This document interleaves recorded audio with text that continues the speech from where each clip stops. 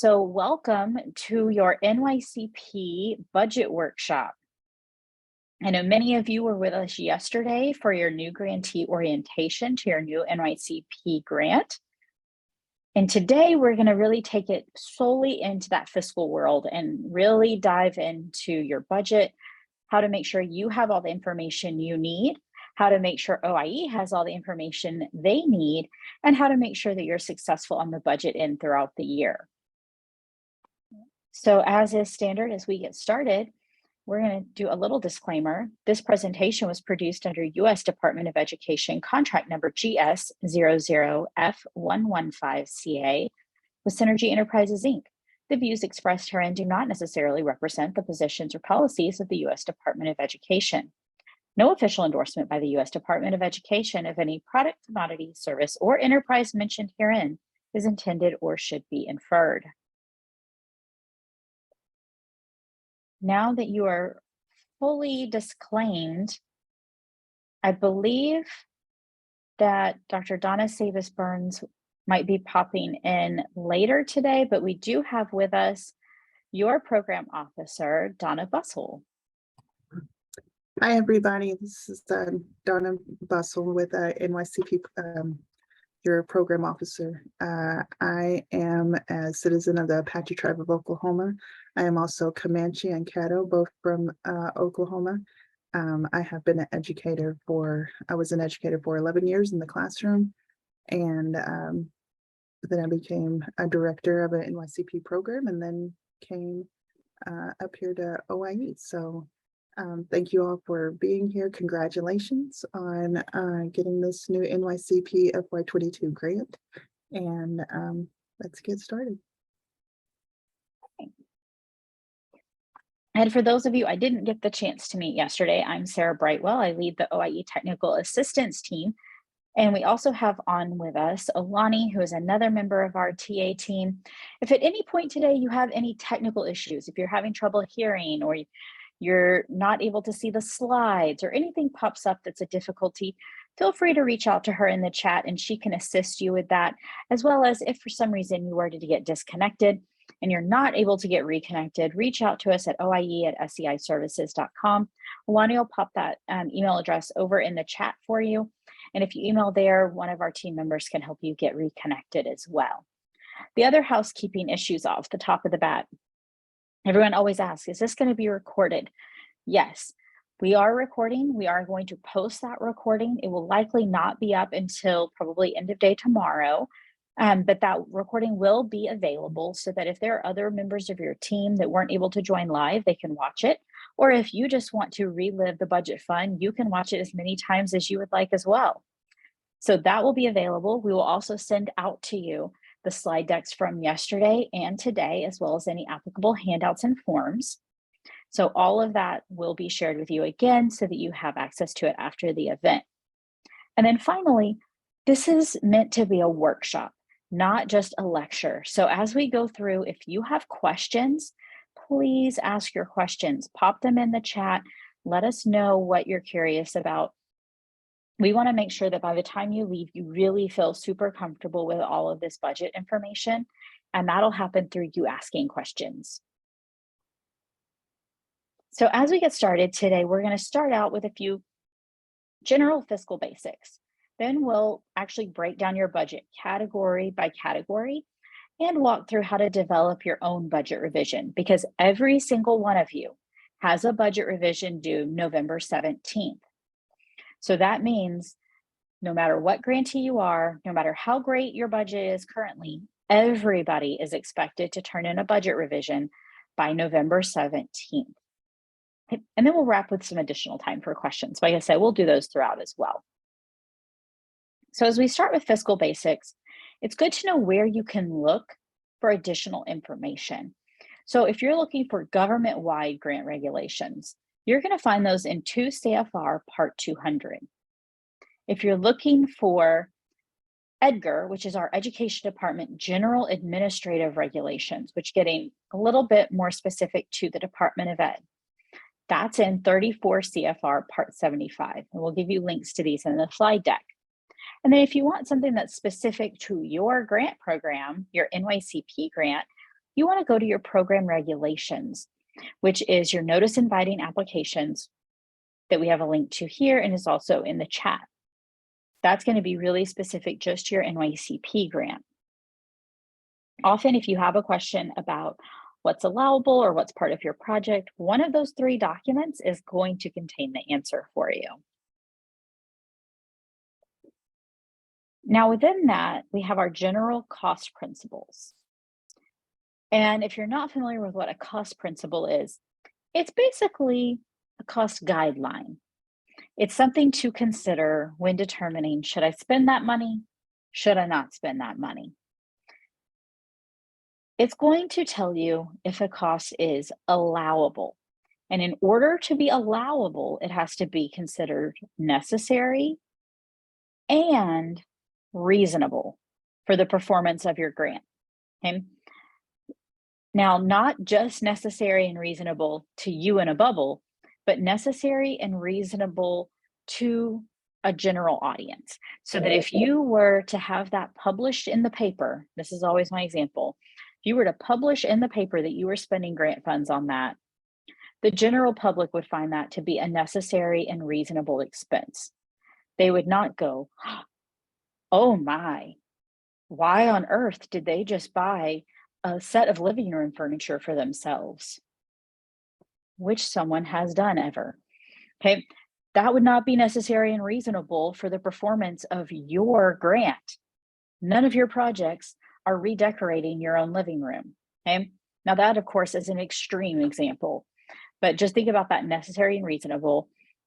And then the other 3 things we look at are they allowable, allocable, and reasonable? And we're going to walk through each of those pieces.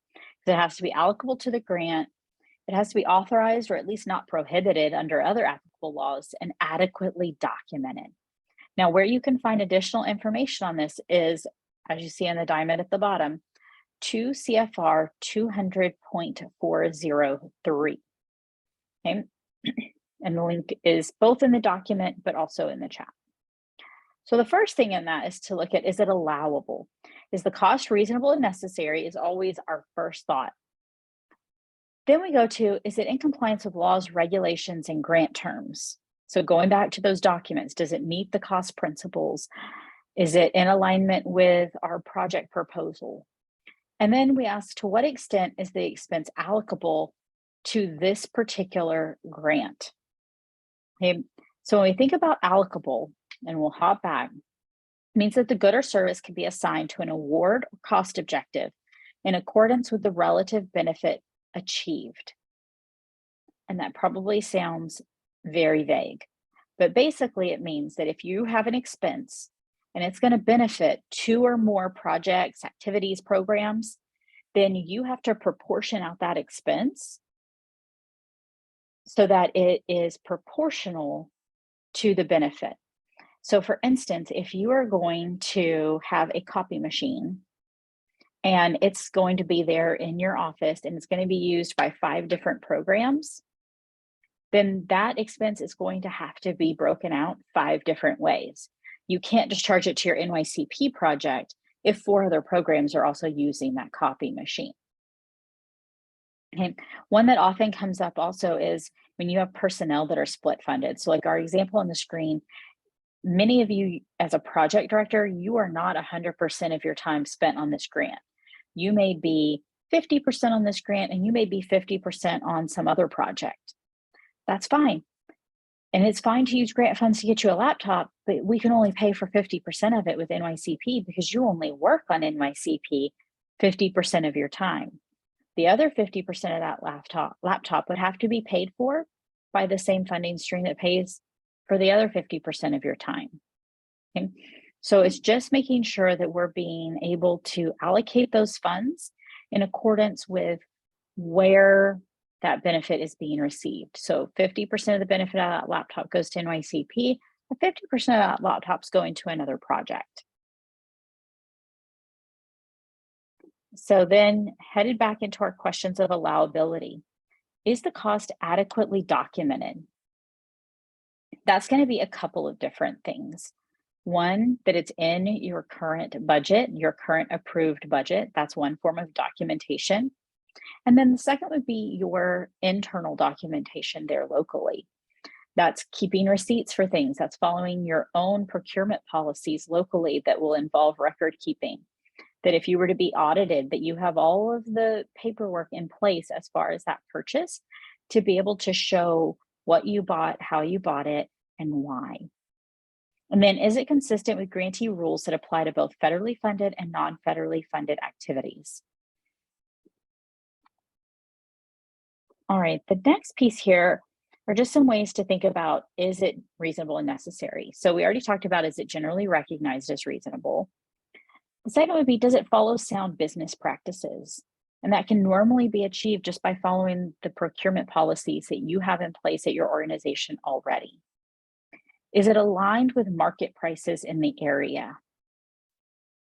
So some of the ways that this often comes up, if we're talking about, say, the project director meeting in DC, typically, it is, we'll get to that later, virtual this year, but if you were flying to DC, if you're a grantee that's in Indiana, the amount of money that you need to allocate for airfare is likely going to be much less than a grantee that's in Alaska. If you have a line item for transportation, you may be spending a great deal more in a rural area than in an urban area. And then the other piece of thinking about market price is how much you're paying for each individual item.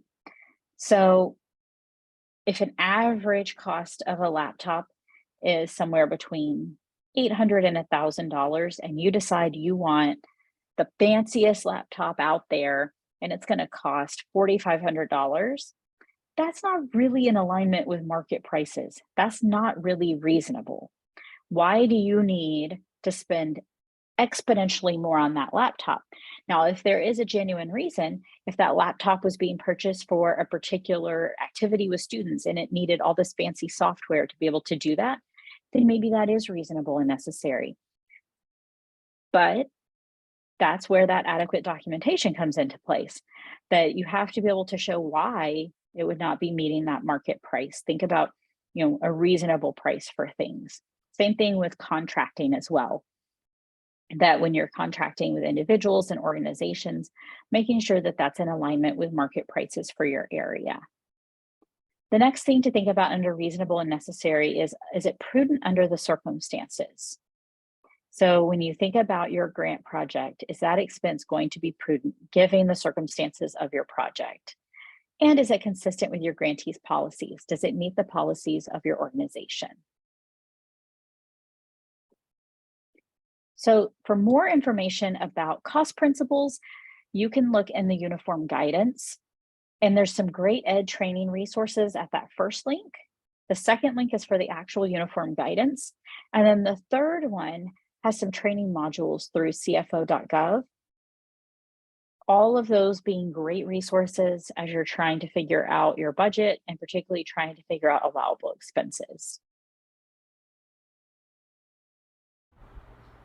Hey, Sarah, Okay. there was a question in the chat. Yeah. No need to apologize. Does that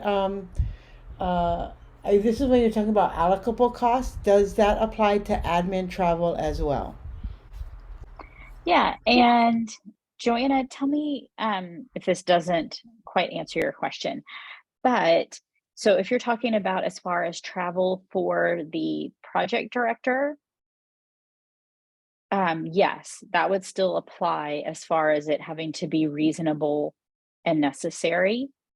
A great example that I have from many years ago was someone who decided that they wanted to go to a conference out of the country.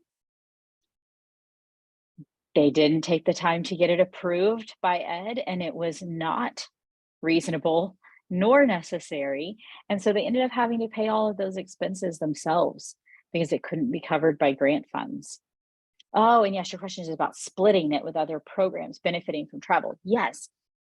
And that's a great question that comes up a lot too. So I know many of you may be heading to NIEA next week.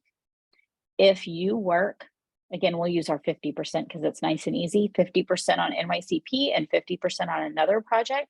and you're going to NIA to get professional development that's going to benefit both those programs, then yes, you would split your travel expenses 50% to both projects. Now, on the other end of things, if you were headed to, say, our Leadership Academy in December, that training is solely for your NYCP project. So even though your time is split across 2 projects, all of your travel expenses to go to that Leadership Academy in December can be allocated to the NYCP project, because all the time that you're doing that day is for this project. Does that make sense? I'll kind of watch the chat if there's other questions on things like that. Great.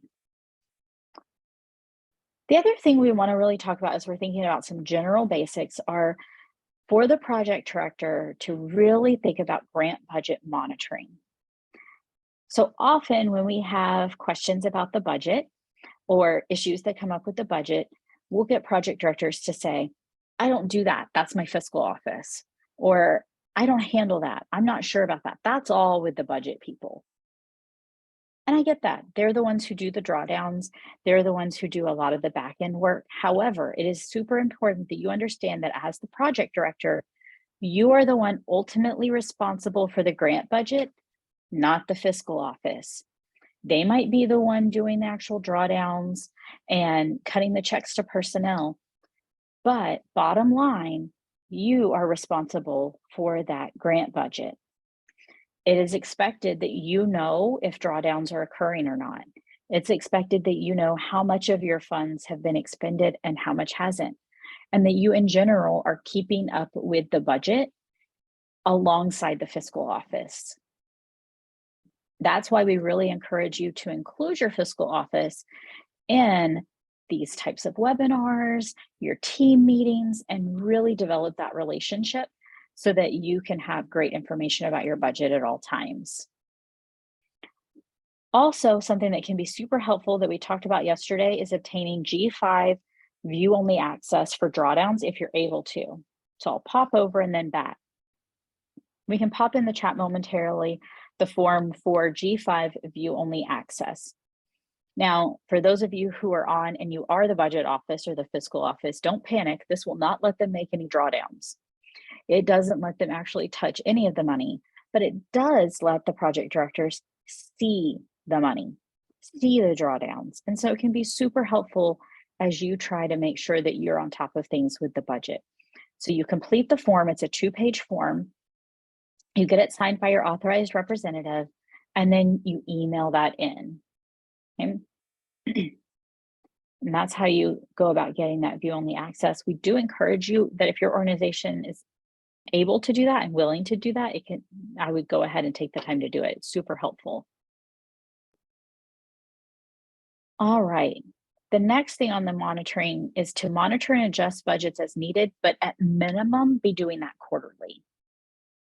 So at minimum, take a look at your budget each quarter and see, do I need to do a budget revision? Do I need to move things around? Is everything being expended the way it should? And are drawdowns occurring? So while we're on the topic of drawdowns, you can draw down as frequently as you need to. But it is expected that you would draw down a minimum of quarterly and ideally once a month. Those drawdowns are how OIE monitors that you're expending your funds in the manner in which it was intended in your grant proposal. Even if you're expending the funds locally, if it's not drawn down through G5, then in OIE's eyes, it has not been spent.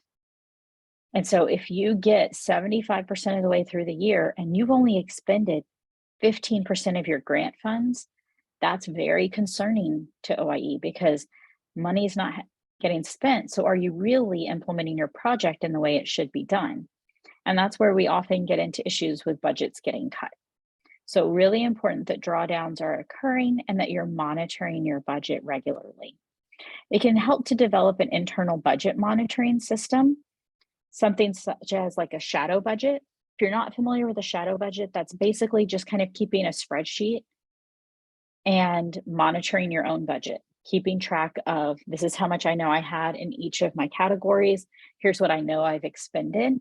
So that then as you get your reports from your fiscal office, you can compare and make sure that you're on track. And the question about does the form need to be notarized? Yes, that G5 view only access form does have to be notarized. Any other questions on budget before we specifically get into your budget revision?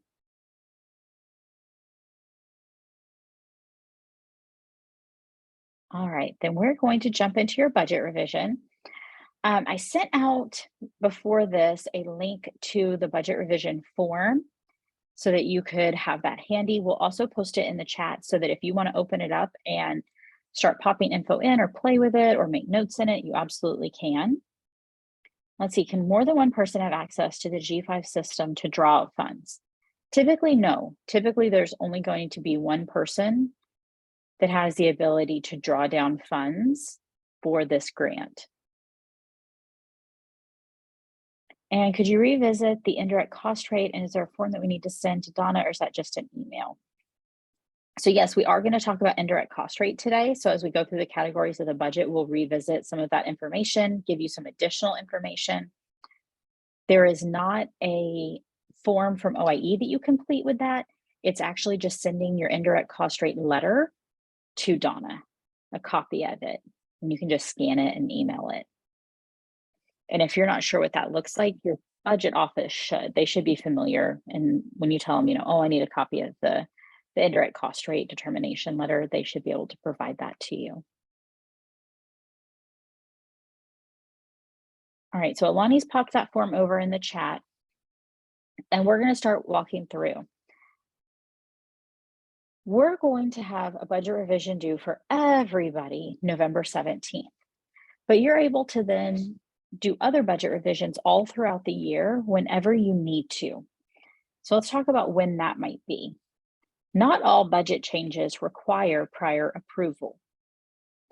For instance, if your personnel is going to go up a scotch because maybe there was an increase in Fringe, and so you're going to spend just a little bit more, $2,000 more.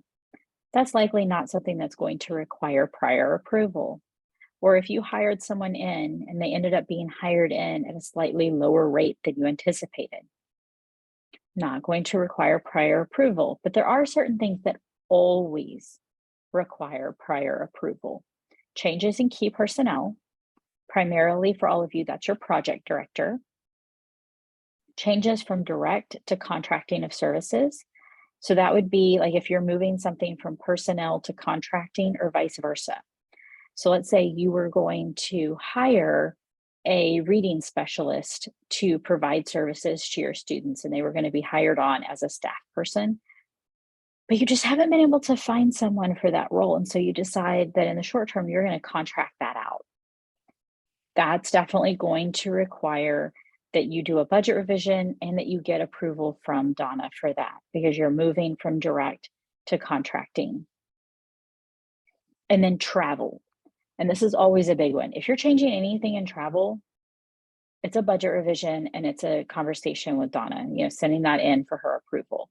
Like I said, the group that decided they needed to go to a conference internationally and then had to cover a really large sum of money all on their own. Or if you decide, we had in our budget that we were going to send one person to NIEA, but actually we're going to send 5. Potentially that might be allowable. But if you don't do a budget revision and you don't get prior approval from Donna, it's going to be not okay, and you're not going to be able to pay those expenses.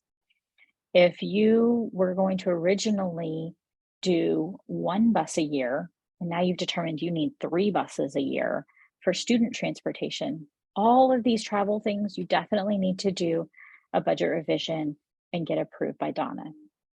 The overall thing to keep in mind is that it's important to keep the budget that's on file with OIE up to date.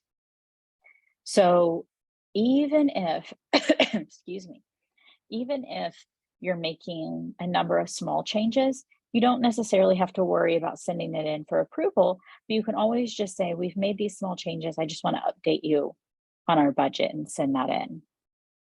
Make sure that you've got an up-to-date budget on file. Okay? And better to ask and get approval and know that you're in the clear with your expenditures than to find out later that it wasn't something that could be expended and have to figure out how to pay for it alternatively. All right. Any questions thus far?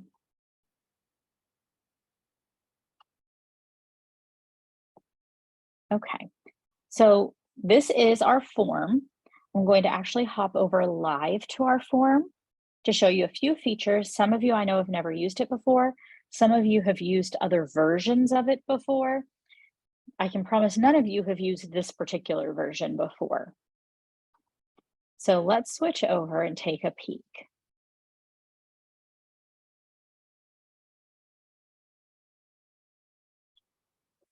All right, so it is an Excel spreadsheet and it has 3 tabs. So let's actually start with our first tab, which is the budget revision form.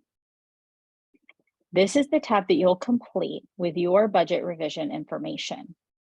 You'll pop in your grantee information here at the top. In column C, the salmon color, you're going to enter your existing grant budget. Where can you locate that? In your proposal. Go back to your grant application and toward the back, toward the last few pages, there should be a grant budget in there and you can use that to complete this. And then D and E are what you're requesting for your revision. So D is where you'll put in what you want to change. So maybe you want to add $10,000, take away $10,000, whatever it is. And E will auto calculate that into your new budget. 2 important things to keep in mind is that your rows here, you do have to put in your line items.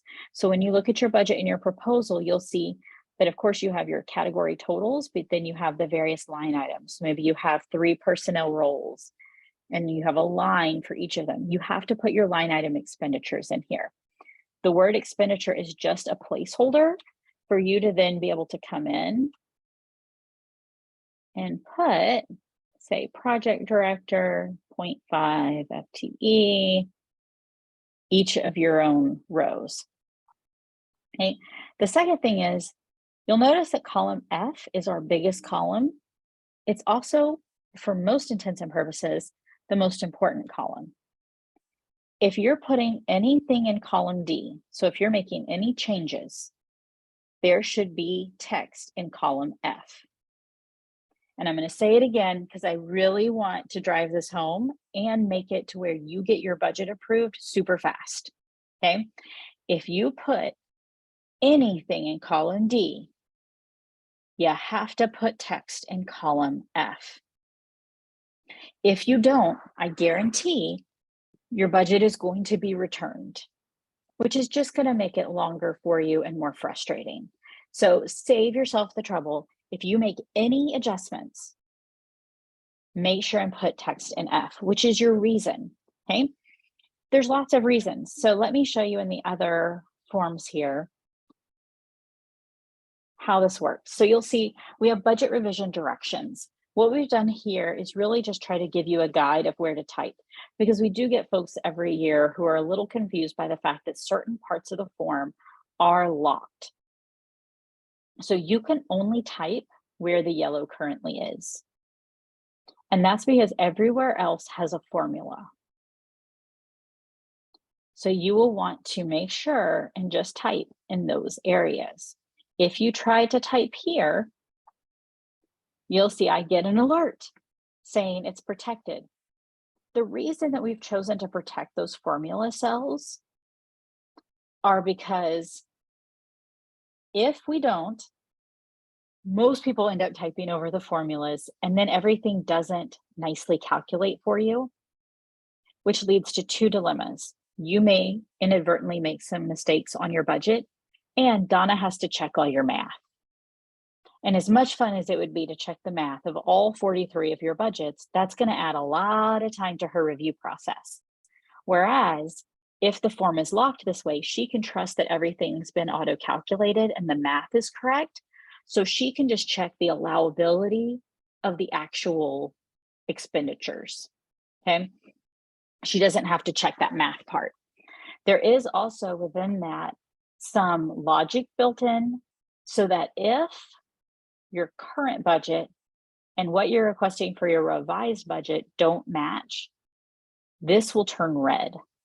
Just as a way to visually let you know, hey, those don't match and they should match.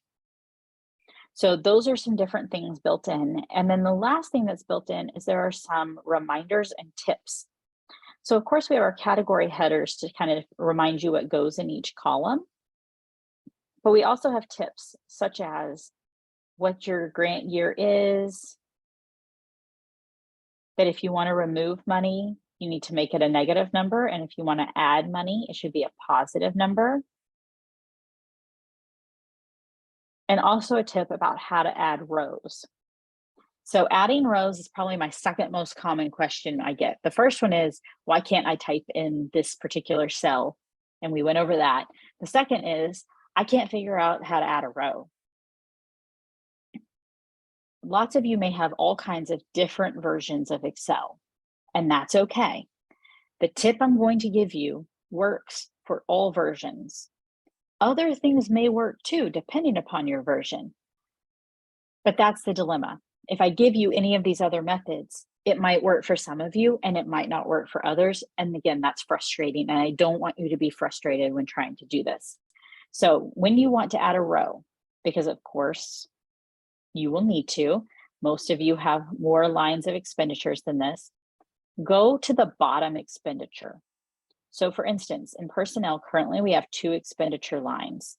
I'm going to go to row 13, which is my bottom expenditure, and highlight that row. And then open my menu and hit insert. That adds a row, and you'll notice that then, oh, I have to get out of the directions one is entirely locked. Let me go back over to your row form. Okay, so if I add a row here,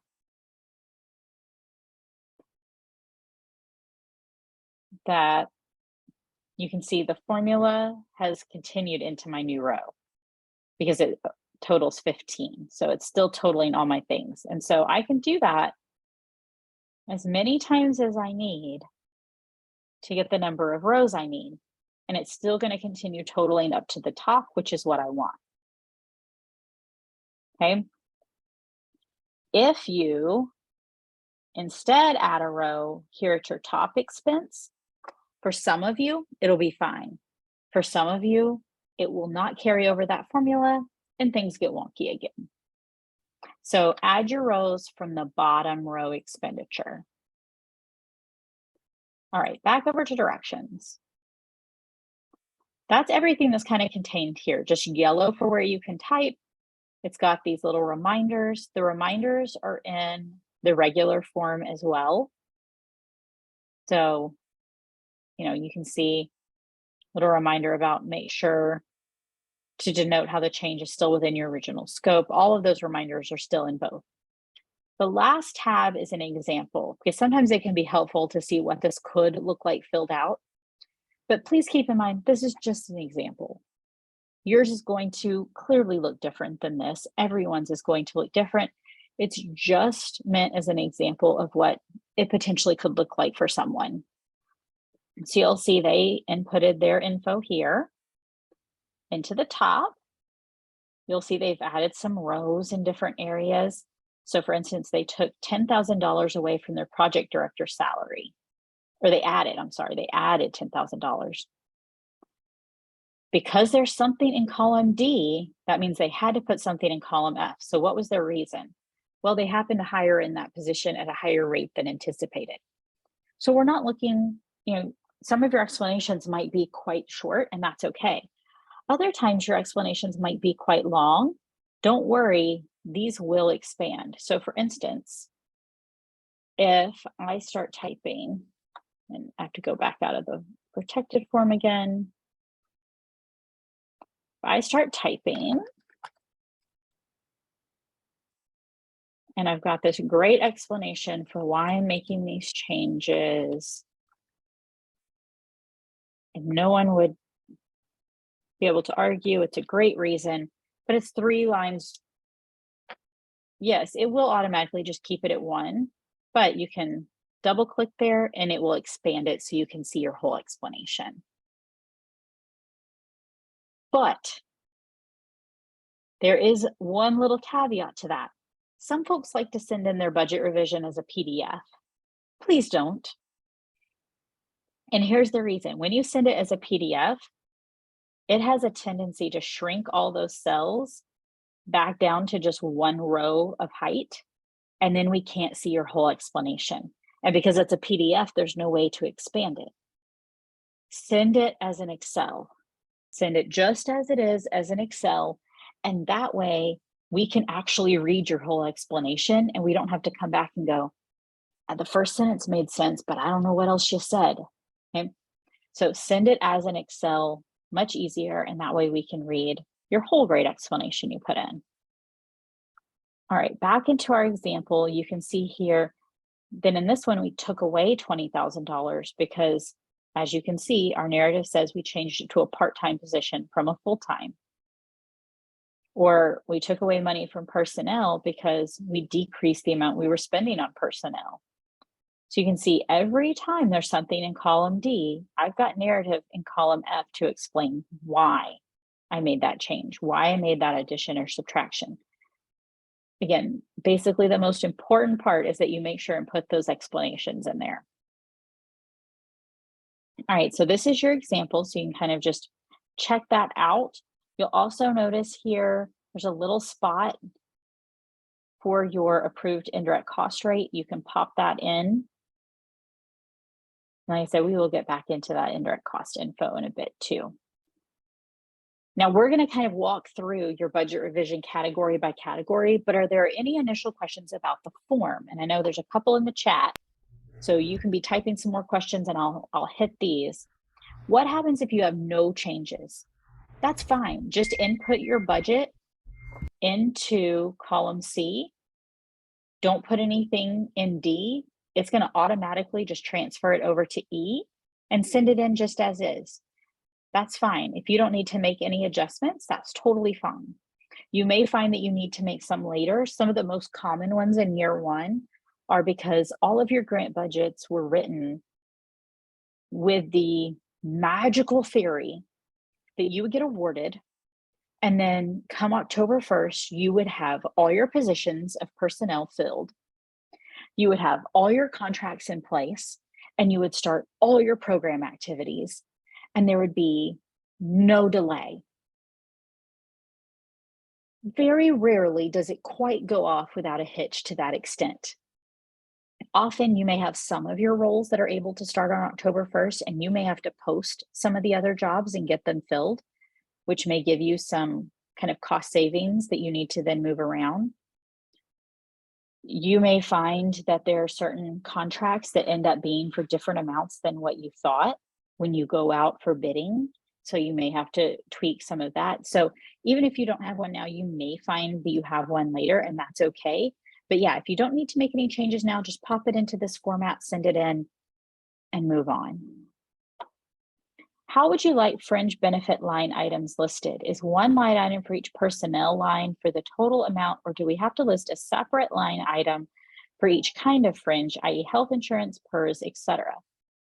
So typically, you can put just like fringe expenses for personnel. And some people will group it all as one like that, just all your kind of fringe expenses. Some people will put fringe for project director, fringe, for some reason I cannot spell fringe today, fringe for instructor, and they'll do the fringe expense for each category. And then some people will do, Social Security, health insurance. However you typically break it down, that's fine. Any of those three ways are fine. When I insert a row, the formula in column E does not copy down to that new row, total revised budget. Okay, when I insert a row, the formula in column E does not copy down. I know what you're talking about. Okay, so yes, when you do this, and let's see, we put -5. So it does total up. It does not always total over. We originally didn't have any of these in here. It was originally, it's not because it's protected, but we originally didn't have any of those in, but some folks wanted it to kind of carry over. So they wanted to go ahead and input those themselves.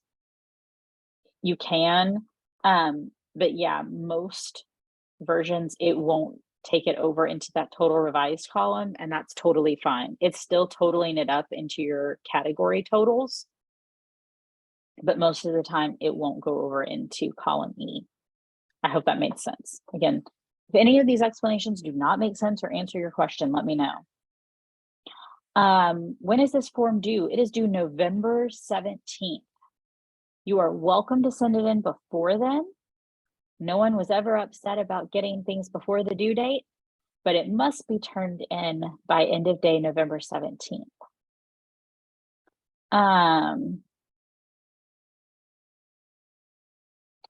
Will all the links posted in the chat be on the information you're sending? Yes. Yes, when we send the slide deck, the links within the slide deck are actually clickable so that you can go out to all of that information. And then Donna is giving you a little reminder, one, that yes, you can totally turn it in before November 17th. And two, that if you have not signed up for your one-on-one meeting with her, please check your email and make sure to do that. She's provided you with a Calendly link that went out to all the project directors.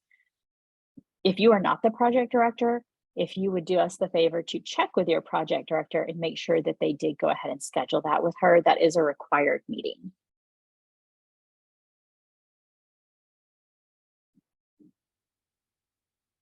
Oh, the column E calculation. Yeah, we'll see about a workaround for that. It won't be today, but I can get back to you on that next week. No problem. Any other questions on just the form?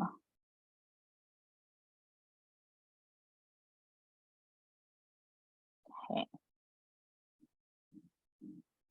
I can insert a row, but I can't delete the row I insert. Yeah, that's the other kind of fun quirk, is that typically if you've inserted a bunch of rows and then you decide you want to take one back out, you often can't delete it. We can see what we can do about getting that changed, but do know that it's fine to have empty rows because, for instance, most of you are not going to use equipment. And so you may have some empty rows there. Totally fine. Not a big deal at all. But yeah, we'll look into that one too. All right. So I'm going to flip back so that we can kind of walk piece by piece through this.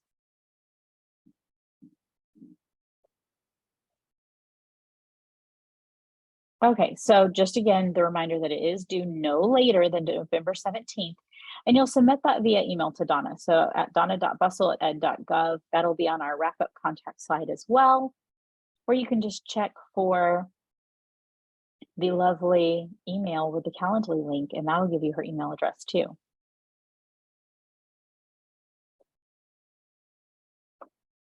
Okay, we're gonna jump in and really go piece by piece by piece through your budget. So as we talked about yesterday, you want GAN. Your GAN is what's going to tell you your award for this year. It may not be what you think it is. And if you haven't checked that GAN, you don't necessarily know what your year one award is, because what you asked for in your grant may not be what you were awarded. Sometimes there are adjustments or cuts that are made through that award process. And so you want to make sure that you're budgeting around your actual award, not your anticipated award. So check block 7 of your GAN to verify that.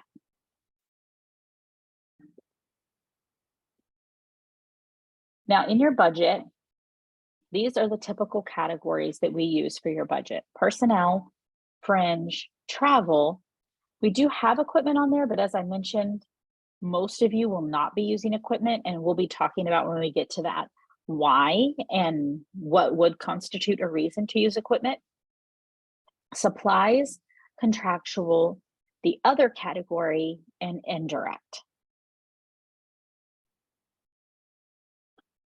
As we look at all of these expenses, it is very important that you understand that you must supplement, not supplant.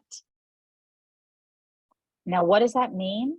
That means that your NYCP grant and the project activities that you do are to be in addition to services and activities that are already ongoing in your community. They can't take over paying for existing services. So an example of this would be if you are working with a school district or you are a school district and there is currently math tutoring on Mondays and Wednesdays for your junior high students. You can't come in and say, you know what, we can start paying for that Monday, Wednesday math tutoring and y'all can use that money for something else. That's supplanting, because then you're taking over the expense that was already being paid for prior to the grant award. Now, if alternatively you said, you know what, I see that you're doing math tutor on Monday and Wednesday, but we've seen all the learning loss that occurred during COVID, and we really feel like the students need 4 days a week of math tutoring. I know y'all haven't been able to afford that, so as part of our NYCP project, we're going to be able to pick up and provide math tutoring on Tuesdays and Thursdays. Well, that never existed before. That's a brand new service activity. So you would be able to pay for that. That's supplementing. You're adding on to what's already available. Okay, so that's another thing to really keep a close eye on, is that you are supplementing, you are adding on to what's available, never supplanting, taking over what's already in existence. All right, our first cost category, personnel. All project staff is paid through personnel, whether they're part-time, full-time, or somewhere in between, have to be accounted for in personnel. Also, those that might be split amongst multiple funding sources still have to be accounted for in personnel. But that's why we make sure to denote the amount of time that's going to be dedicated to this project. So project director, and then whatever your amount of effort is. So maybe your 1 FTE, which would be full-time. Maybe your 0.5 FTE, which would be 50% on this project, 50% on another. You might just be 0.2% or 0.2 FTE, so a 20% of your time devoted to the project. Whatever it is, make sure that in that personnel area, you're including the role and the level of effort. For some of your activities, you may be paying existing staff extra duty pay. This most commonly comes up with teachers, where maybe they work all throughout the day and now you're paying them extra duty to maybe work after school. Or maybe you're paying staff that typically just work during the week to go to an all-day training on Saturday. You need to talk to your payroll department about how you do extra duty pay. Typically, it's going to be covered under personnel. Occasionally, they may make you do some sort of external contract, although that's not as common. But you want to make sure that you're accounting for that extra duty pay in whatever way that your organization typically handles it. And then, like we talked about a little bit before, typically your budget proposals used average salary estimations for all those different roles. They were basically guessing at what they would be able to hire people in at. But depending upon who you ended up hiring, their level of experience, their qualifications, you may end up paying them a little more than was in your budget, or you may end up paying them a little less than what's in your budget. And that's fine, but make sure to update your budget with that and then reallocate funds as needed, whether it's you're needing to move more into that line, or maybe you're needing to move it somewhere else and do more different things with it. All right, I'm going to do a little look at Fringe, and then we'll go over to the actual spreadsheet and see what that would look like in action. So alongside with payroll and personnel always comes Fringe. Employer paid payroll expenses are typically things like workers' compensation, health insurance, Social Security, Medicare. And they're often kind of hard to estimate in advance. Typically in your proposal, your grant application, usually most HR payroll departments have just kind of an average percentage that they'll tell to your grant writer or to whoever is working on that, and that's what they use. And that's great for estimation, but it can vary wildly from that because people may choose not to opt into the health insurance you're offering, or they might opt into it. Everybody. There's lots of things that can happen that can cause that to vary, even staff person to staff person. So it's definitely hard to estimate it. My suggestion is always that it's better to overestimate it than underestimate it, because in my experience, it's better to partway through the year realize that based on people's elections, you're going to have some cost savings and then be able to move it, versus underestimating you don't have enough money and now you're scrambling trying to pull from other areas and maybe causing an issue in being able to provide services. All right, let's go look at what those two look like inside of our actual spreadsheet. So I'm going to take out my gobbledygook here. So we have our project director at 0.5 FTE. Maybe we also have a program coordinator who's full-time. And then maybe here we have 2 instructors. And maybe we're paying them through extra duty. So they're just getting 5 hours per week each.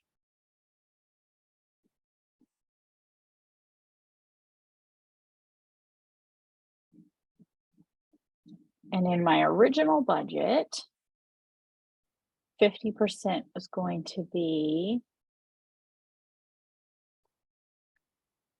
and my full-time person, and my 2 instructors extra duty pay. Well, maybe as I looked at it, I've realized that I had to hire this person in at a little bit extra. So I need another $3,000 for their salary. And I actually need 3 instructors. So I need another $5,000 there. So hired in at a slightly higher rate.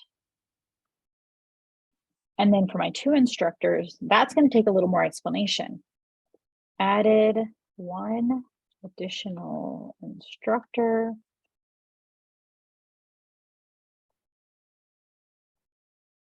Based on student enrollment and interest.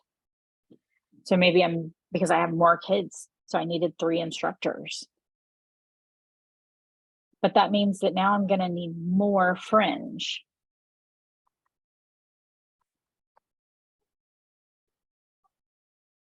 So I've got my Fringe line item.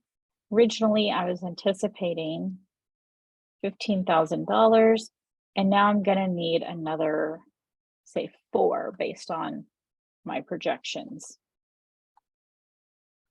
So I can put that it was increased due to increased personnel expenses. And then my personnel and Fringe are set.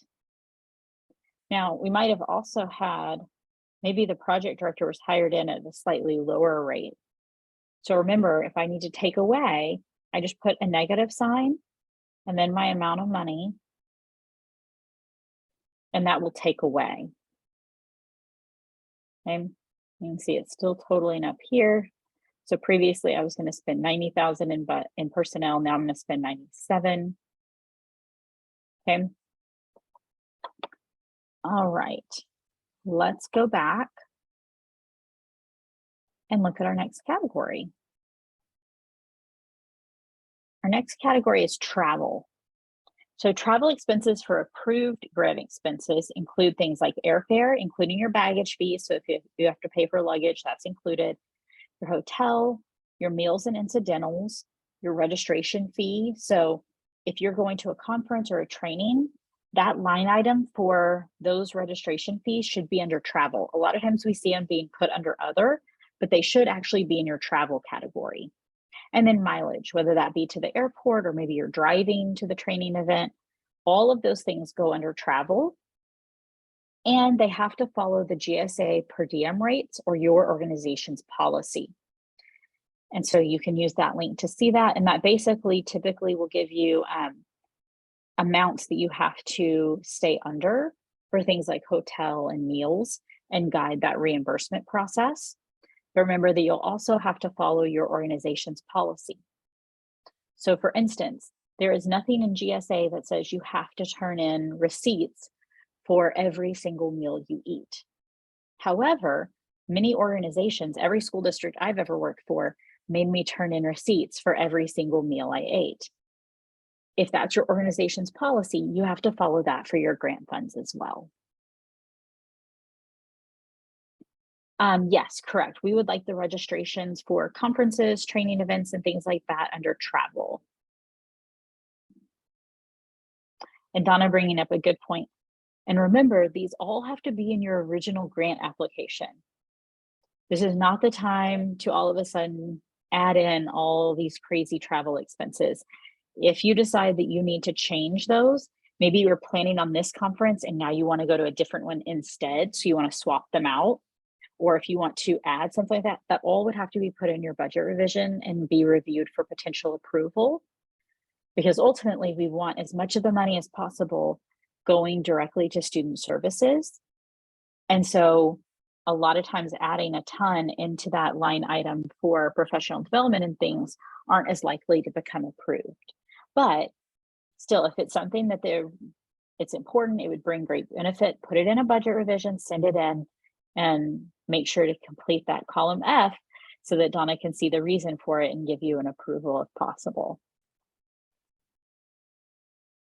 Now, you are required to allocate funds every year for the project director and one other person to attend the annual project directors meeting when it's held in person. But I can tell you, as I mentioned yesterday, this year's meeting is going to be virtual. So you will not need to allocate any funds in your budget for the PD meeting this year. So that means that that's at least one thing in everybody's budget that's going to change.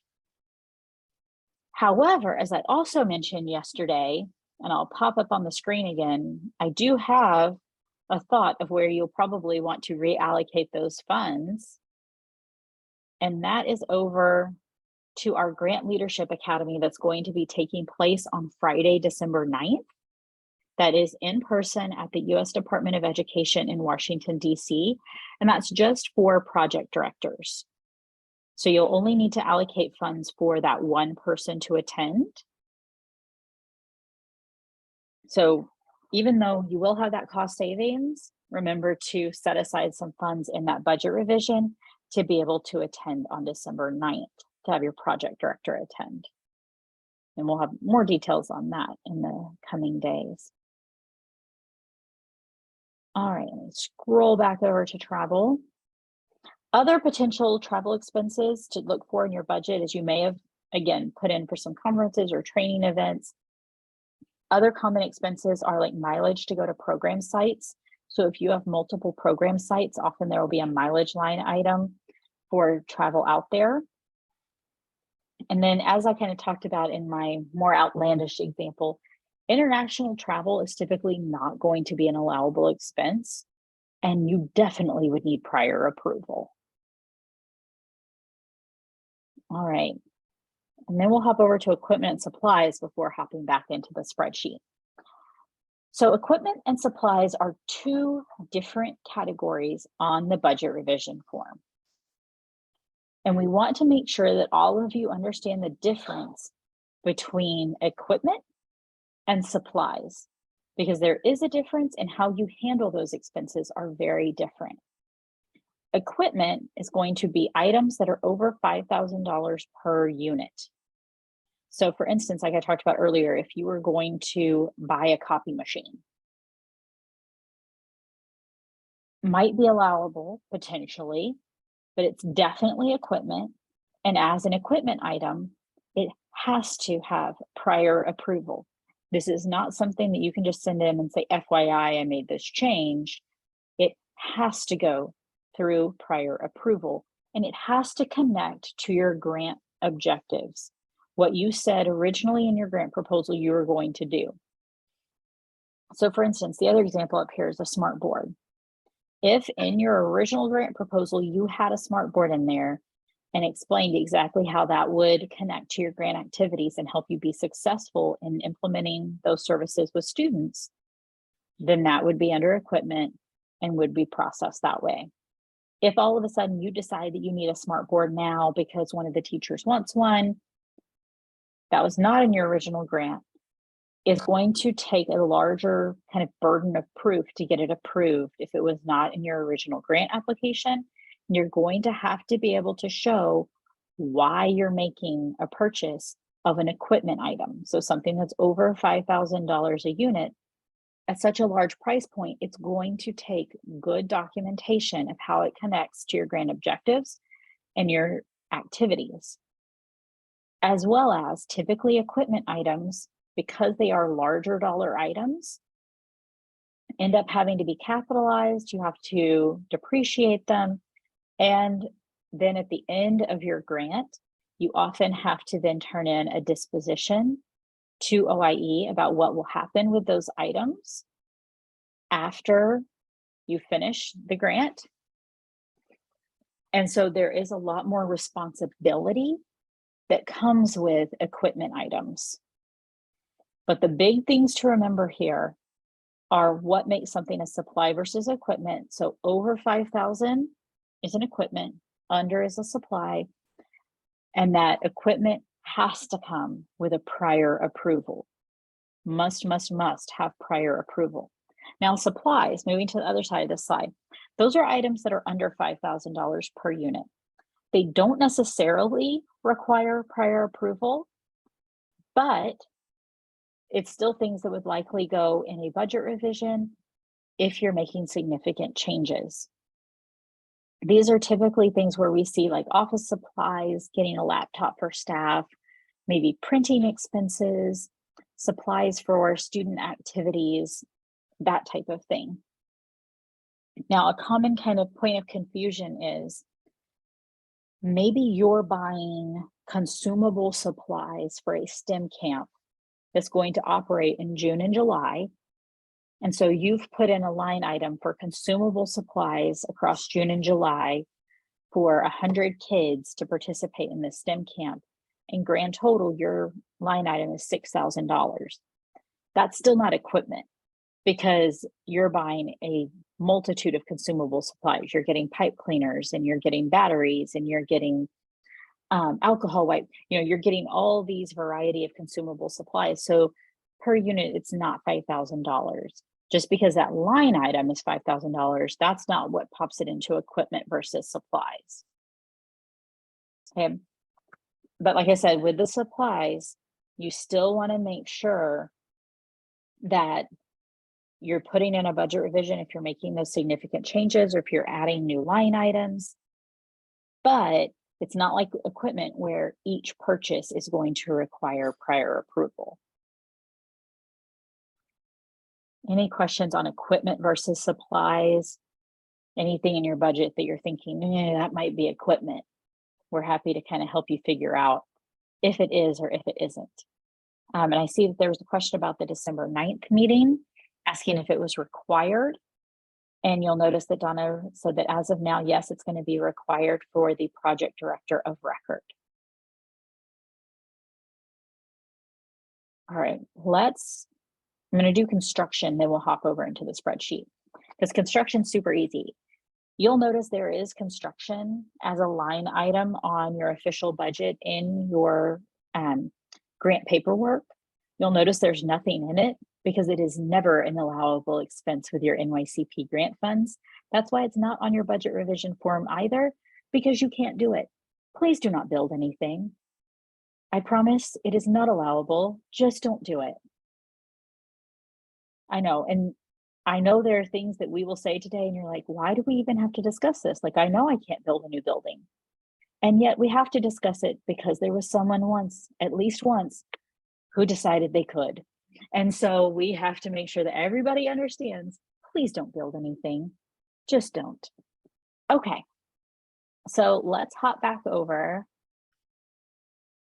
to our spreadsheet and look at our things. So like I said, most likely most of you will not have anything in equipment. If for some reason you do, this is where it would go. You will often have, again, like general office supplies. It's typically for a fairly small amount.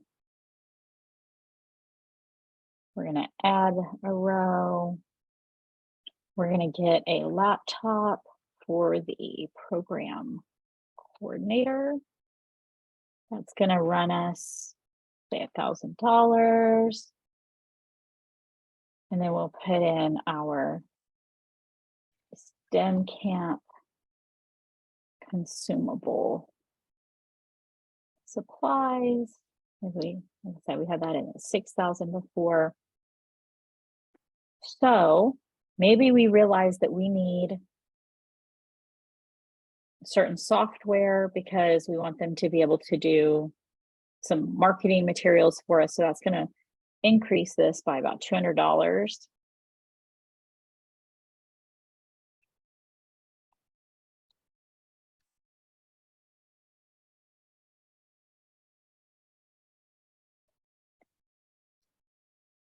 I swear I can spell except when we're doing this in a webinar. All right, and then maybe general office supplies. We actually realized, I don't think we're going to need that much. So we're going to take away a little there.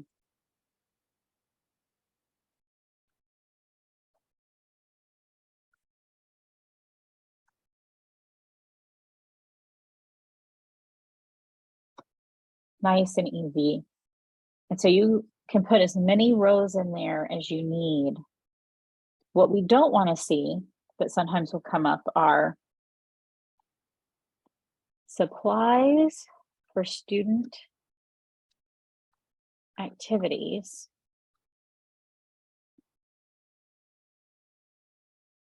And some huge crazy amount, 40,000. And then for the stuff we are going to do with the kids this year, that is not sufficient. Okay, it's not sufficient in that you have a super vague category. Of course, you need supplies for student activities. That's you're doing activities with your students. That tells me nothing. And then your explanation for why you added $40,000 to it tells me nothing. So remember, you want to make sure that this stuff is clear so that someone who is not 100% familiar with your project can read this and understand what you're doing, can look at your grant and then look at this and connect and say, yes, okay, I see why they added that, or I see why they need that. But just putting these super vague explanations and large sum of money isn't going to work out. Really make those explanations more clear. And, with something like this, it would be better to kind of delineate that money out a little bit better than just supplies for kids. All right. And then you'll notice there's no line item for construction because we're not building anything. Now let's look at contractual.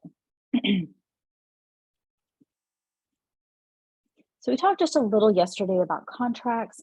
Remember that any contract is just when you are in an agreement with an external organization or individual to do some type of service for a certain fee. It might sometimes be that they're doing a student service for a certain fee. So maybe you're contracting with a group to provide a certain service for your students, but other times it may be that you're contracting with evaluators for your program, or you might be contracting with a professional development provider for something that was already in your grant that you said you were going to do. Bottom line, you have to follow your organization's contract policies. OIE does not have a specific contract template that you must use. They ask that you follow your organization's policies. Most of your organizations aren't going to allow you to contract with current employees. That's typically going to have to be paid through some sort of extra duty pay situation. But anybody that you are working with as a contractor must have a current, not expired, a current signed agreement with you. Best practice, again, no certain template you have to use, but best practice is to always make sure that there's a clause in there stipulating how the contract can be terminated. Because as much as you may hope that everybody you contract with is absolutely amazing, and I hope that for you as well, sometimes you may get a few months in and realize they're just not a great fit for your project, and that's okay, but you want to weigh out so that you're not stuck with something that's not working for you and your kids just because there wasn't something built in. All right, some other kind of contracting pieces.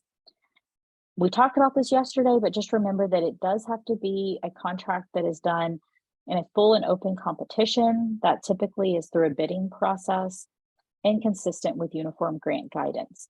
Again, if you're following your organization's procurement policies, you're typically totally fine. Use the procurement procedures to select contractors. And remember, this is the one that does come up a good bit. Ed has not approved any specific entities or individuals in your application as an evaluator, a service provider, or any other potential contractor. You're asked to select those contractors in accordance with the requirements above. And so what that means is whoever wrote your grant may have written in someone's name under contract or someone's organization. That doesn't mean that you are required to use that person or organization. What was approved was that expense of what service they were providing. So just because it says Dr. Bob is going to be your evaluator for $5,000, if you go through the procurement process and Dr. Bob is not the best fit and you need to go with Susie, then you can switch that. You were approved for $5,000 for evaluation services, not for that specific person or organization. The other thing to remember here is that to the greatest extent feasible, you must give Indian preference for training and employment in connection with the administration of this grant, and give to Indian organizations and to Indian-owned economic enterprises as defined in the Indian Financing Act of 1974, preference in the award of contracts in connection with the administration of this grant, which is just a long way of saying that as much as possible, you should give Indian preference in hiring and contracting. And then we've got a little link there again to uniform grant guidance. All right, so I see a couple of questions. Joanna, I see your question about the side budget question. I actually have a whole slide for this just in a little bit, so I'm going to hold it till there. So clarifying, grant evaluator would be included under contractual in the budget. It depends. So if you are using an internal person, then it might be under personnel. So for instance, I had a project that I worked with in one school district, and we used an internal evaluator. We had an evaluation department within the school district. And so I was just paying a portion of that person's salary. So it was actually under personnel. And then in a different school district I worked in, we actually contracted with an external individual, in which case that was under contractual because they weren't an employee of my organization and I had them on a contract. So it's going to depend on how you're paying them. If you're paying them through a contract, and if you're paying them as an employee, personnel. Can you please share the name of the 12/9 PD training again, please? Absolutely. I'll pop that up while I'm answering these questions. And I see Alani also popped it in the chat for you. Okay, so I think I got through all the contracting questions. Let me know if you have any others though. And then we're going to look at other, and then we'll head back into our form. So other is an often confused category. Lots of different things end up being put here. The important thing is to think of other as a category of last resort. We want to put things into any of the other categories if possible, and only use other if it absolutely doesn't fit into one of those other standard categories, okay? So the things that we see erroneously here a lot are supplies. So lots of different supplies that somehow end up in other, move it up to supplies. Particularly printing expenses and postage get put here a lot. Printing expenses and postage are part of supplies. We also get a lot of travel expenses under other. So like we talked about before, registration fees for professional development events and things, that goes under travel. Some things that do typically maybe actually go under other, stipends to elders. So if you're paying them on a contract, it'll actually be under contractual. So again, check with your payroll about how you would do that. But if you're paying it as an actual stipend and there's no contract, it's just kind of paid as a cut check, then that'll go under other. And then sometimes if there's some facility rental fees, that will go under other. So it's a pretty limited amount of things that actually end up under other. If you're not sure what category an expense should go under, please reach out to the TA team. We're happy to help you figure out where they belong. And the important thing to remember with this is where they sit for your federal grant budget may differ from where they sit in the coding for you locally within your organization. Okay. And I say that because, for instance, many school districts will actually split out professional personnel, paraprofessional personnel. You know, they have a couple of different categories of personnel. In a federal grant budget, that's not a thing. All the personnel goes in one category. In your local budget, a lot of times those registration fees for professional development events don't go in travel. There's a whole different cost category for that for you locally. Often it's an other. But in your federal grant accounting, that's where it goes. So just be aware that where it sits for you in your different line items in your local budget may differ slightly from where they sit in the federal budget. I hope that made sense for everybody. Like I said, let me know if that didn't, but sometimes that can help, is just to know it may be different federal budget to local budget. What about paying for university post-secondary courses for students? So it kind of depends on how you're going to be paying for that. So if you're entering into a contract with the local university, then it would be paid under contractual. If you are not entering into an agreement with them, then it would end up under other.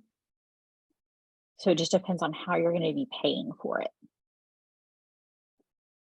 And if the amounts of the GAN are $2,100 less a year than our submitted budget, how do we know what budget category was reduced? By showing up to your one-on-one with Donna. So that is how you figure that out. And that's a super common question.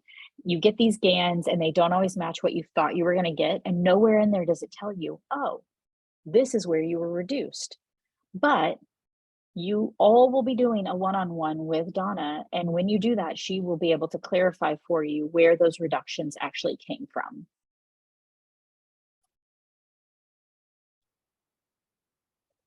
Okay, I think we've run through those questions. So we'll hop back into, actually, in the interest of time, we're going to just kind of hop into indirect costs right quick, because we don't have too much more to go here. So let's talk about direct versus indirect.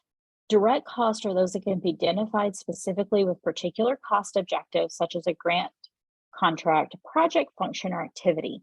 And there are specific items detailed in your project budget. So basically all of those line items in your project budget are direct costs.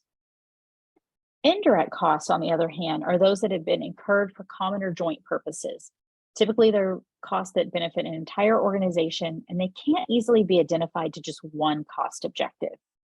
And so your indirect cost rate ensures that each federal agency provides funding that picks up its fair share of indirect costs. So for instance, as far as I can tell from those of you on camera, all of you have electricity in your office. There's no line item in your grant budget for electricity, but your organization does pay an electric bill. And so the indirect cost that's recouped through that indirect cost rate helps to pay the electric bill so that you have light on in your office, or so that someone processes your payroll, even though there's no line item in your budget for you to pay anyone in payroll. So that's what that indirect cost goes to. And you can see some of the common indirect expenditures. But you don't really have to worry with what that goes to. Your budget folks are going to take care of that.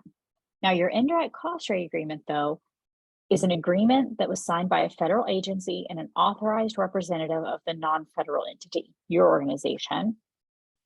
And it establishes an indirect cost rate for the entities to use for administrative cost reimbursement.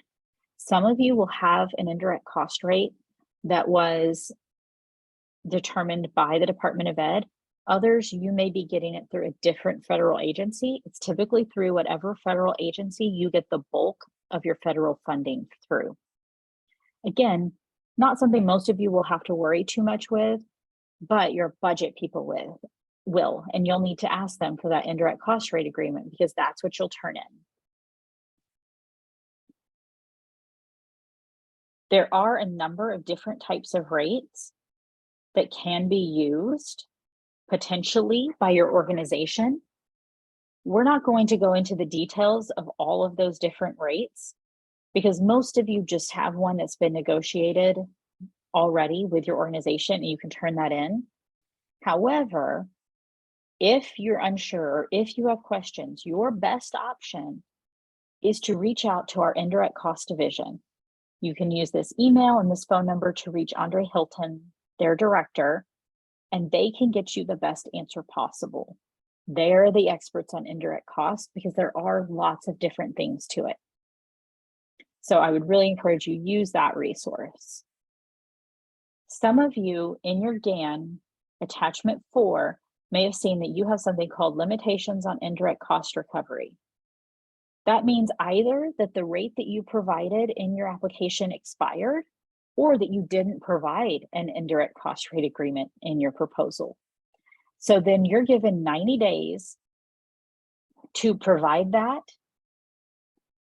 In the interim, maybe you need to work on it. You can use the ed temporary rate of 10%, but if you don't turn in an approved non-expired rate within 90 days, then you cannot recoup any more indirect costs. You can't draw down any more indirect costs until OIE has on record an indirect cost rate agreement that is unexpired for you. But again, if you are having that difficulty and your rate's expired and you need to know what to do, reach out to Andre, he can help you. All right, and then we have a few more expenses that come up and that some of you have already had questions about that I want to make sure we cover. Remember that you have to get pre-approval if you want to make any changes to your scope or objectives. In general, you can't change your scope or objectives. This was a competitively awarded grant and that's what you were awarded on. So you're going to have to stick with that part. You will have to get approval on key personnel changes, which are typically just your project director.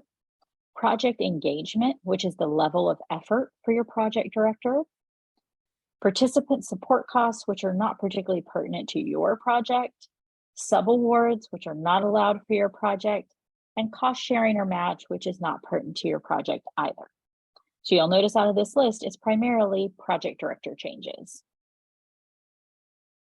Some other expenditures, and we'll pop them all up here. In particular, program income. If you're going to charge for anything and therefore be bringing in money, that opens up a whole can of worms. So one, I don't know that that's really going to be worth it for you, honestly. That's just a whole thing that you're probably not going to want to have to go down that path. But if you think you do want to go down that path, please reach out so we can talk to you about what's required with that and how that would work.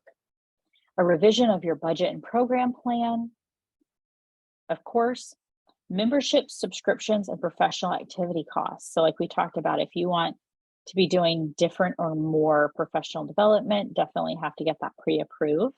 Anything to do with travel costs, equipment. Did I ever mention equipment? Anything that's going to be $5,000 or more per unit, and therefore an equipment piece, you definitely have to do a budget revision and talk through and get approval in advance. And then changes to your contracts. If you're going to be making changes within that contracts piece or moving anything from direct to contractual, all takes pre-approval. Some common things that just aren't going to be allowed are incentives or awards. Grant funds cannot be used for incentives or awards. Very limited use for promotional materials, meals for program participants, although there are some great other federal programs you can tap into for that. I'm happy to provide you with resources in that vein. And of course, international travel. But we did have the question about meals. So when a grantee is hosting a meeting, may the grantee use federal grant funds to pay for food, beverages, or snacks? And I understand that often it is so much easier to get people to come to something if there's food involved. But here's the rule. Generally, there's a very high burden of proof to show that paying for food and beverages with federal funds is necessary to meet the goals and objectives of a federal grant.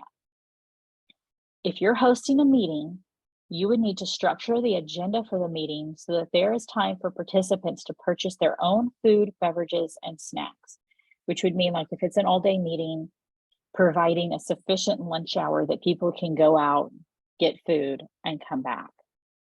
In addition, when planning a meeting, grantees may want to consider a location where participants have easy access to food and beverages. So again, making sure that there's somewhere that people can go purchase their own food. While these determinations will be made on a case-by-case basis, and there may be some circumstances where the cost would be permissible, it's likely that those circumstances will be rare. Grantees, therefore, would have to make a compelling case that the unique circumstances they have identified would justify these costs as reasonable and necessary. So bottom line here is, by and large, food, beverages, and snacks are not an allowable expense with your grant funds. Now, you can definitely get donations of food and beverages for your program because you're not incurring any expense for that. Or if there are food products that are a supply, so if you're doing a science experiment and you need a loaf of bread, that's a different thing. You're not buying that as a meal for anybody.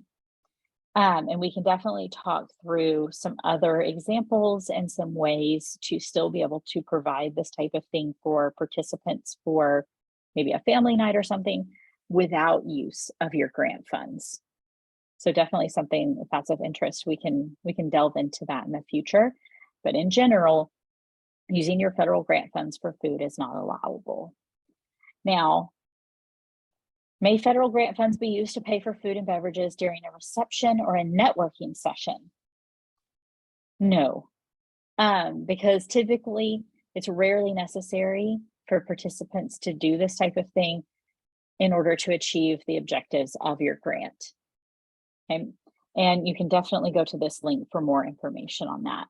Some common yes expenses, moving funds within budget categories. So maybe you budgeted for 5 laptops at $2,000 each, but they were on sale, and now you want to move those $2,500 to other instructional materials. That's probably going to be a super easy yes.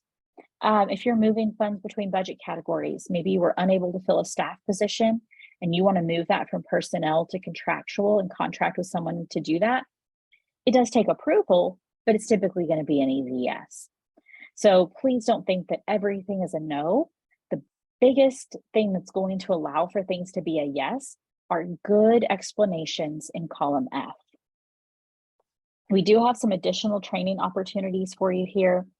You can use this link to get to all of these different trainings, all about things like travel or internal controls, how to keep track of your own budget, all different types of things. There's a whole one on allowable costs and activities, so some great training resources. And then I'm checking to see if there's any questions. What about meals for students? Sorry, go ahead. Mhm. Okay, what about meals for students on college visitation trips or other overnight learning experiences, such as natural resource field trips? Okay, so you're going to be going on a field trip, and it's going to be a full day or possibly an overnight type of field trip. So students are with you that entire time. Good question. And I'm going to let Donna kind of give her 2 cents on that one. If this is a part of your original grant application, if it's in your grant application, and if it's an activity to meet a program measure, typically we can, it depends on what's going on, what's around the area. If there's, you know, if it's a remote area and there's absolutely no food or anything like that, but it just depends on the situation. I'll say that before I say yes or no. Yeah. But you know, this overnight learning experience would also have to be in your original grant application as a way to meet a program measure. So that's something else that would have to be looked at and approved. It's pretty much on an individual grant basis based on your program measures and what you're doing. And I think that's a great thing to think about, is that, you know, a lot of these are going to be kind of unique circumstances where the food thing would apply. Those are not going to be like your everyday program activities typically. So that's why it's good to go ahead and reach out and get those approved. How about traditional foods for instructional purposes with cultural activities? So typically, you know, just like Donna was sharing, is this in your grant? Was this one of the things that you said you were going to be doing? And yeah, like if one of the things that you said you were going to be providing was a cultural cooking class, and so learning about taking traditional plants and then cooking with them, then that should be fine. Again, you're not doing that as a meal. You're not providing that as dinner for all of your participants or your families. You're doing that as a cooking class, a traditional cooking class that was part of your grant proposal. And that's kind of that difference. Are you doing this to provide a meal or to provide a snack? Or is it a product that you're using to conduct one of your grant activities? And that's kind of the difference on that one. Now with things like the field trips and stuff, like I said, that's usually better just to reach out because those are going to be really unique to each of you. Any other questions? I'm going to give you an opportunity to pop those questions in. I know we're just a couple of minutes over and many of you may need to start hopping. So I'm going to pop up our feedback poll as I just go over a couple of wrap up pieces. Remember, this is recorded. So if you need to hop to another meeting, we understand, and you can always access this later. But I do want to just put up that reminder again to save the date for December 9th. This is going to be a full day on December 9th. So you would likely need to attend, plan to arrive on the 8th. And depending upon flight availability, you know, you may be going home late on Friday or not until Saturday. Because I know, you know, for some of you that may be flying like all the way back to Alaska, there may not be great flight availability unless you want to try out the red eye. So just something to think about as far as traveling and saving those dates. And then we'll get you more information about the actual event here very soon. And some other events coming. Yeah. Oh, sorry, Sarah. I just wanted to tell everyone too, while I have almost everyone still on here, when you do your budget revisions, I would like for you to use the form, the optional budget revision form that our TA team has provided for you. If you don't want to use that, the only other one that that I'm going to look at and accept, because sometimes they're very difficult to read and we have to be able to read them and understand everything that you're doing in order to approve it. The optional one that you can use besides the one our TA team made is the Ed 524 form. It's the budget information form that is was used during when you created your application, and I'll put that link in. Yeah, so some other events coming up. Your first talking circle of the new year is October 20th from 1:30 to 3 Eastern. I'll be sending out calendar invites for that. So if you need to add any other information or any other team members to get those calendar invites, we want to include your whole team in those, or at least give them the opportunity. So please send us the names and email addresses for any other team members we should be sending out information and calendar invites to. You can put that in the chat, or even easier, if you email it to me at oie@sceiservices.com. And Lonnie's put that over in the chat, and that's the easiest way for me to be able to add you to the email distribution list. And then we also have monthly office hours coming up on the 27th. This is an optional come and go event that we do for an hour each month on the 4th Thursday of the month, where you can come in and ask any questions, as well as network with other grantees across all of the OIE discretionary grants. I see we did have a couple of questions.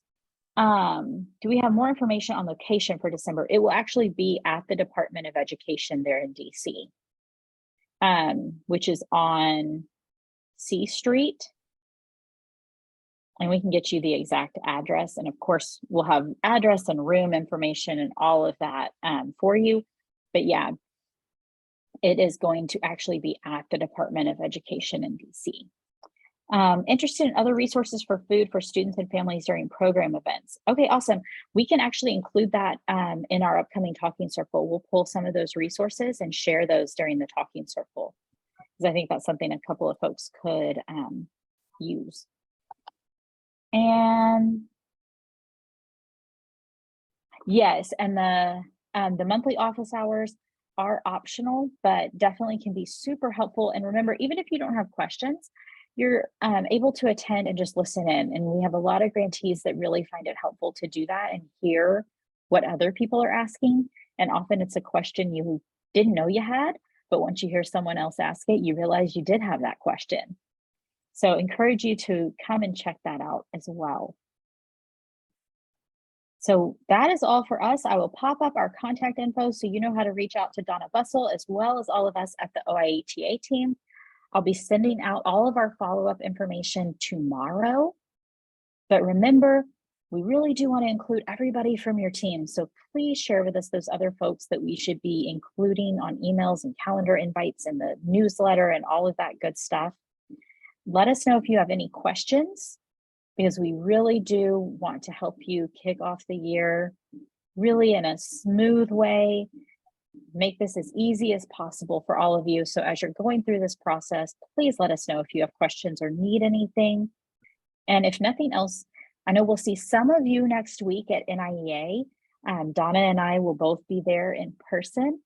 But if nothing else, we'll see many, or at least we should see everybody, but I know some of the fiscal staff maybe not, on October 20th for your first talking circle.